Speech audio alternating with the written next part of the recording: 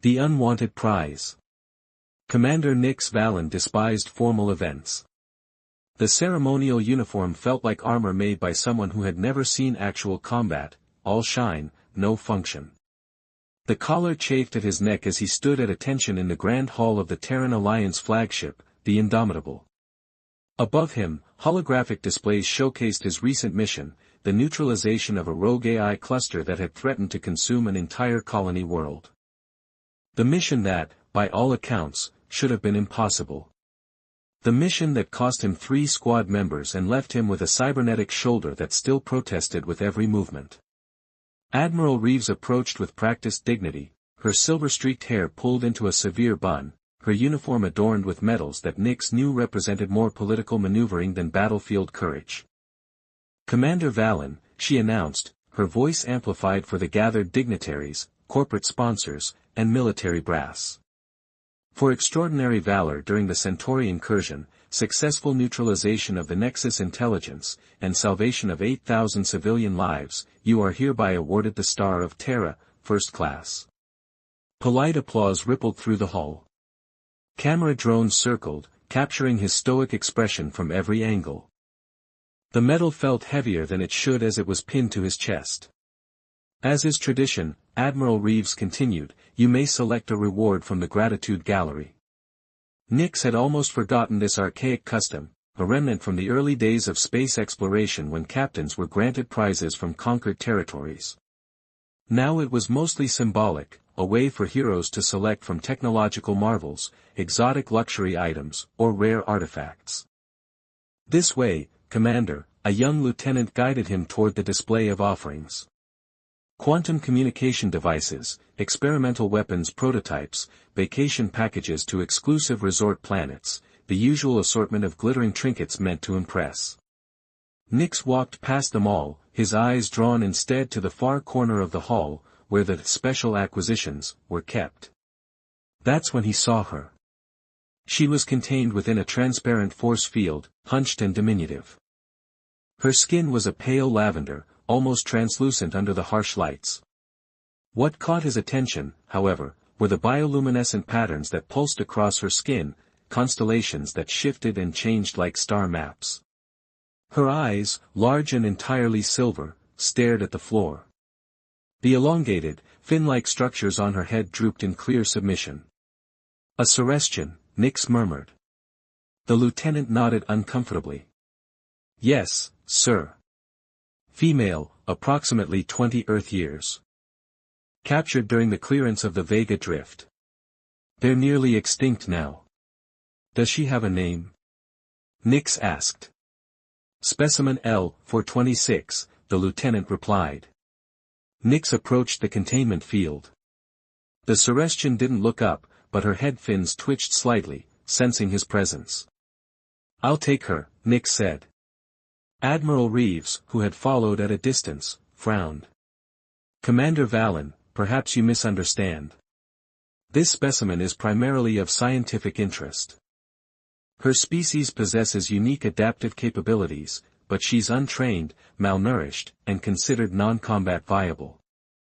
"I understand perfectly," Nix replied. "And I choose her." A murmur of surprise rippled through the audience. The Admiral's face tightened with barely concealed displeasure. "Very well. The specimen will be processed and delivered to your quarters." Nix stepped closer to the field. "What's your name?" he asked quietly. "Your real name." The Celestian's silver eyes finally lifted to meet his. Her voice, when it came, was like water over stones, fluid but with unexpected depth. "Lyra," she whispered. "My name is Lyra." 2 hours later, Lyra stood in Nix's private quarters aboard his ship, the Starseeker. She remained perfectly still, as if movement might trigger punishment. Her tattered gray clothing hung from her slender frame, and the bioluminescent patterns on her skin had dimmed to a faint glow. "Are you hungry?" Nix asked, removing his ceremonial jacket with relief. Lyra didn't respond, her eyes fixed on some middle distance. "Look," Nix said, running a hand through his short black hair, "I'm not great at this. But you're not a specimen anymore. You're not L426. You're Lyra, and you're free to speak. Her head fins twitched. Why did you choose me? Direct question. That was something. Because you shouldn't be in a cage. I'm still in a cage, she replied. Just a larger one. Nix smiled despite himself. Fair point. Hungry? He approached the food synthesizer and ordered 2 meals, one standard human protein bowl and one with the nutritional composition recommended for Celestians. He placed both on the table. Eat what you want, however you want, he said. I won't watch if it makes you uncomfortable. Lyra approached the table cautiously. She sniffed at the Celestian meal, then pushed it aside and tentatively tried the human food. Her method of eating was strange. She seemed to absorb nutrients through the palms of her hands rather than consuming them orally. Where are we going? She asked after a moment. Outpost Horizon. It's quiet, remote. Good place to disappear for a while. And then what happens to me? Nix considered the question. That depends on you. What do you want, Lyra? She looked genuinely startled by the question, her head fins rising slightly. Want? Specimens don't want. We exist. You're not a specimen, Nix said firmly. Not anymore. Then what am I? For now. A passenger. After that, we'll see. Later that night, as Nix checked the ship systems before sleep cycle, he found Lyra standing by the observation portal, staring out at the stars. The bioluminescent patterns on her skin seemed to mirror the constellations outside, shifting and pulsing in rhythm with some unheard music. They think you're weak, Nix said, joining her. The Admiral, the scientists who labeled you non-viable. They're wrong. Lyra turned to him, her silver eyes reflecting the starlight. How can you know that? Because you survived, he said simply. And survivors have strength others can't see. I don't feel strong, she admitted. Strength isn't a feeling, Nix replied. It's capacity. And starting tomorrow, we're going to discover yours. The journey to Outpost Horizon took 3 days. During that time, Lyra remained mostly silent, observing Nix's routines with careful attention. On the morning of the 2nd day, Nix entered the small training room of his ship to find Lyra attempting to mimic the basic combat stance she had observed him practicing. Her form was all wrong, balance off, posture bent, movements jerky. But she was trying. Your feet need to be wider, Nix said from the doorway. Lyra startled, her head fins flattening against her skull in embarrassment. I was just learning, Nix finished for her. Good. Let's start there. He moved to stand beside her, demonstrating the proper stance. Balance begins from the ground up. Feet shoulder-width apart, weight distributed evenly. Lyra mimicked his position, her movements awkward but determined. Better, Nix nodded. The Alliance thinks Celestians are weak because they're peaceful. But there's a difference between choosing not to fight and being unable to fight. My people were scholars and healers, Lyra said quietly. Before the purge. Nix noted how she referred to them in past tense. And now? Now we are specimens, she said. Or extinct. Or survivors, Nix corrected. Survivors who can become something new. For the first time, something like determination flickered in Lyra's silver eyes. The patterns on her skin brightened momentarily, swirling with increased intensity. Why help me? She asked. Nix paused, considering his answer carefully. Because someone once helped me, when I was broken. And because the galaxy needs more than just soldiers. What does it need? Nix smiled slightly. Leaders. Especially unexpected ones. He moved into the next stance, and Lyra followed, her movements already showing more confidence than before. As they practiced basic forms, Nix couldn't help but notice how quickly she adapted, her body learning and refining with each repetition. By the time they reached Outpost Horizon, a small, industrial station orbiting a gas giant in an unremarkable system, Lyra had mastered basic stances and was beginning to grasp simple defensive maneuvers. More importantly, she had started to hold herself differently, less hunched, more present. As they prepared to dock, Nix watched Lyra gazing out at the sprawling station with its jutting communication arrays and industrial complexes. "It's not pretty," he acknowledged. "But it's beyond Alliance jurisdiction, free from surveillance, and home to people who mind their own business." "Is that where I'll learn to be strong?" Lyra asked. "No," Nix said. "That's where you'll learn to be yourself. Strength will follow." The docking clamps engaged with a metallic thunk. A new chapter was beginning, for both of them. Broken wings. Outpost Horizon was a patchwork of metal and ambition. Once a mining facility, it had evolved into a haven for those seeking to escape notice, mercenaries between contracts, engineers with controversial designs, traders with flexible interpretations of legality. Perfect for a decorated commander who wanted to disappear with an alien refugee. Nix's quarters were Spartan but spacious, occupying a section of the station's outer ring with a viewport that captured the gas giant's swirling storms. He had converted the main living area into a training space, with mats covering the floor and basic exercise equipment lining the walls. "This will be your room," he said, showing Lyra to a small but private chamber adjacent to his own. "You can adjust the environment settings to whatever's comfortable for you." Lyra ran her palm over the control panel, her bioluminescent patterns flickering in response to the interface. "I've never had a room," she said quietly. "Everyone should have their own space," Nix replied. "Somewhere to retreat, to think." She explored the small chamber with careful movements, touching the bed, the storage units, the small desk. "What am I expected to do here?" "Learn," Nix said. "Grow stronger. Discover who you are when you're not a specimen." Lyra's head fins twitched skeptically. "And what do you gain from this?" Nix considered her question seriously. "Perspective, maybe. Purpose, certainly." He paused. "I've been fighting for so long I've forgotten what I'm fighting for." Training began the next morning. Nix woke to find Lyra already in the main room, attempting to replicate exercises she had observed during their journey. "Your determination is good," he noted. "Your form needs work."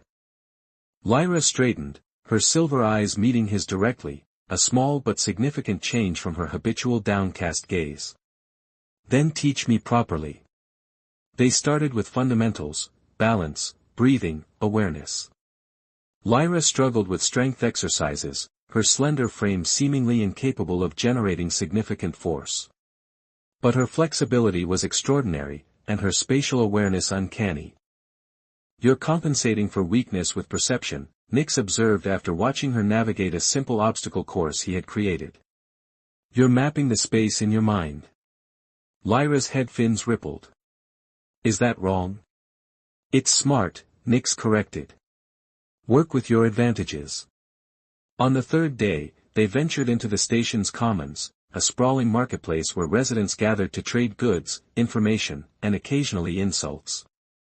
Lyra stayed close to Nix, her head fins flattened in anxiety as she encountered more alien species in 1 hour than she had seen in years of captivity. "Too much?"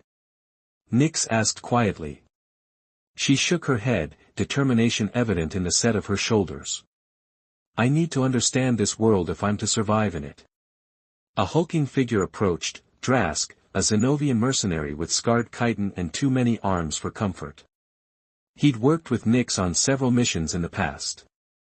"Commander," Drask rumbled, mandibles clicking. "Heard you'd gone soft, taking in strays. Truth to the rumor?"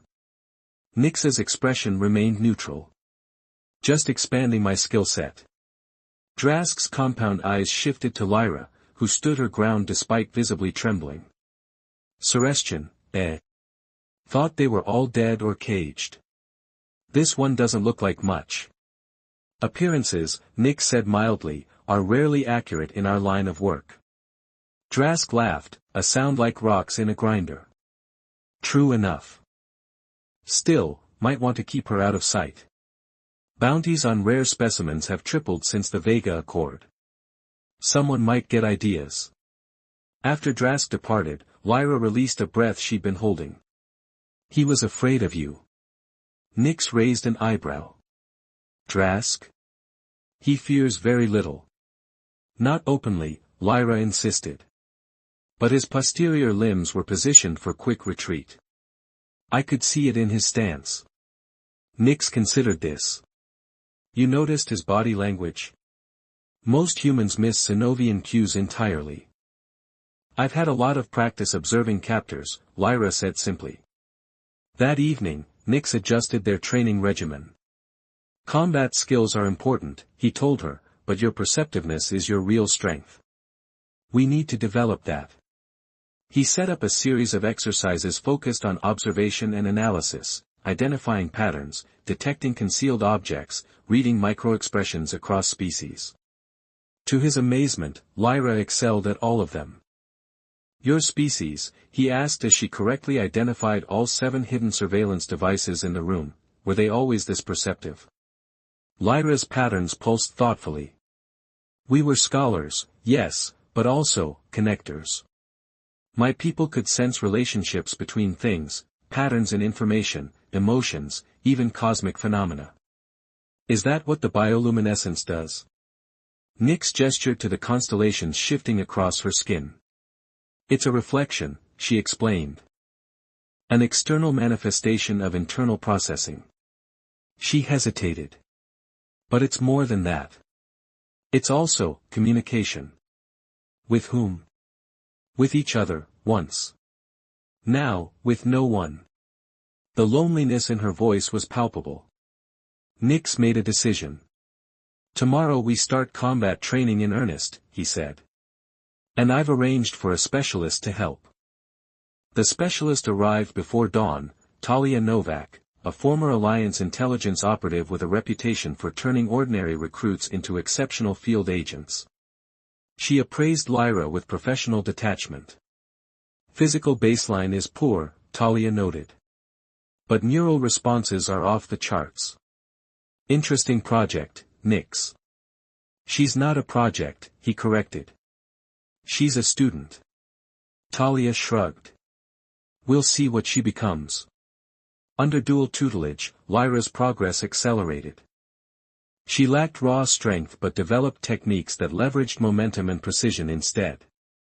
More surprisingly, she began to anticipate attacks before they came, reacting to subtle shifts in stance or expression that telegraphed intent. After 2 weeks, during a sparring session with Talia, Lyra executed a perfect evasive maneuver that left the experienced operative sprawling on the mat. Well done, Talia said, accepting Lyra's outstretched hand. You're learning. Not just learning, Nyx observed from the side. Creating. That move wasn't something we taught you. Lyra's patterns brightened with pride. I adapted what I've learned to my physiology. That night, after Talia had departed, Lyra approached Nyx as he reviewed station security feeds, a habit from his military days. There's something I need to show you, she said, her voice uncertain. Nyx turned from the screens, giving her his full attention. Lyra held out her palms, and the bioluminescent patterns on her skin intensified, coalescing into complex, moving geometries. During training today, when I anticipated Talia's attack, it wasn't just observation. The patterns projected outward slightly, creating a holographic effect. I sensed her intent. The patterns helped me process it. Nyx leaned forward, fascinated. Some kind of empathic ability? More than that, Lyra said. When I focus, I can see the connections between things. Between thoughts and actions, causes and effects. She lowered her hands, the light dimming. My people called it threading the void. It was considered a mystical ability, but I think it's just advanced pattern recognition. Can all Celestians do this? To varying degrees. Some could thread entire planetary systems, predicting events, understanding complex relationships. I'm limited. Undeveloped. Nix processed this information. The Alliance doesn't know, do they? About this ability? Lyra shook her head. They know we have heightened perception. They don't understand its extent or applications. That's why they want your people contained, Nix realized. Not because you're weak, but because you see too much. A small, bitter smile touched Lyra's lips. Ironic, isn't it? We were pacifists who abhorred violence, yet were feared as potential weapons. Nix stood, decision made. Tomorrow, we adapt your training again. If you can see these connections, we need to develop that ability alongside your physical skills. Why? Lyra asked, genuine curiosity in her voice. Because understanding the pattern is the first step to changing it, Nix replied. And there's a pattern to this galaxy that needs changing. For the first time since he'd found her, Lyra laughed, a sound like chimes in a gentle breeze. You didn't rescue me because you wanted a student, she said. You rescued me because you want a revolution. Nix smiled, neither confirming nor denying. Get some rest. Tomorrow will be challenging. As Lyra returned to her quarters, Nix turned back to the security feeds, his mind racing with possibilities. He had expected to teach her to defend herself, perhaps to find some purpose in mentorship. He hadn't expected to discover an ability that could potentially alter the course of interstellar politics. The galaxy had underestimated the Celestians. It had underestimated Lyra. And if he played this right, it would underestimate them both long enough for something remarkable to take shape. Outside the viewport, the gas giant storms swirled in complex patterns, beautiful and chaotic. Not unlike the path that lay before them.